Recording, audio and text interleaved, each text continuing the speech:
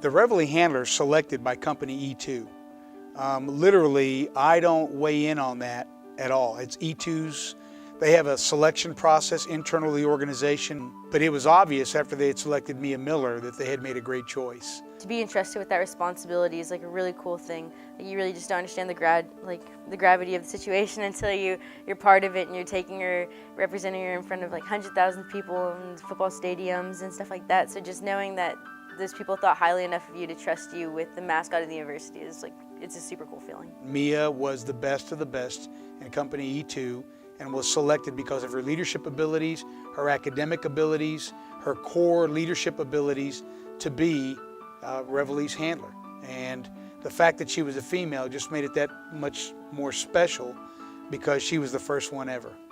Being a female, you know, at the time it wasn't really something that had crossed my mind too much. Like, that was the first female handler to do it. You know, hearing that didn't really mean like a lot to me at first, but then over the year, just having people congratulate me over and over again, realizing that like the impact that I've had allows other females in the future to also be able to hold the position, and the fact that like before me, no other woman could have the position. So it's been really cool knowing that I've like kind of opened that door for, you know, people down the road.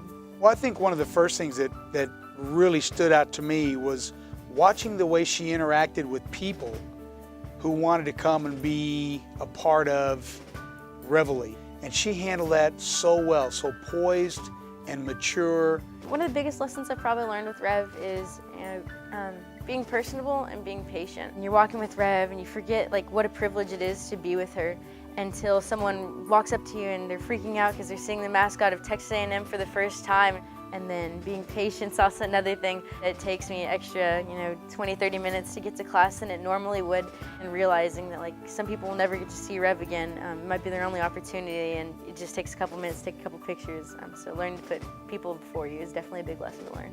Spin. Sit. Speak. Speak. Rev. Speak. She's like, okay, that's good enough, right? That counts. One of her biggest things in her personality is probably she's a little bit sassy.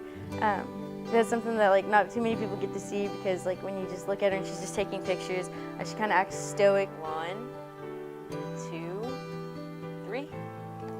Oh, I really thought she had it that time. She was like, oh, I found another piece over here. I'll go ahead and have one of those. It's just really cool to know that like the memories that you've had, you'll look back on and they'll be like some of the best memories you've ever had. I couldn't be prouder of her. And I do think that there's probably been a new level set on the expectations for future Reveille handlers because of what she did this year. We get to pick the next mascot corporal, so it's nice to know that I trust the next person that's going to hold the leash, and I trust that they're going to do their best job with her, like I tried to do my best as well. I think it'll be, you know, one of the really kind of bittersweet endings. We've developed like a really good friendship with Miss Rev. But basically being able to spend your 24 hours a day with her, 7 days a week for an entire year, it'd be sad to see her go. Like see her go. No, you want to enjoy every minute that you have with her, because a year passes by very quick. Mia's well on her way to being a significant leader in our corps. She's already been selected for next year to be one of our major unit sergeant majors. Having led soldiers for over 31 years, I look at Mia and think Mia could do whatever it is she wants to do. I think the sky's the limit for her.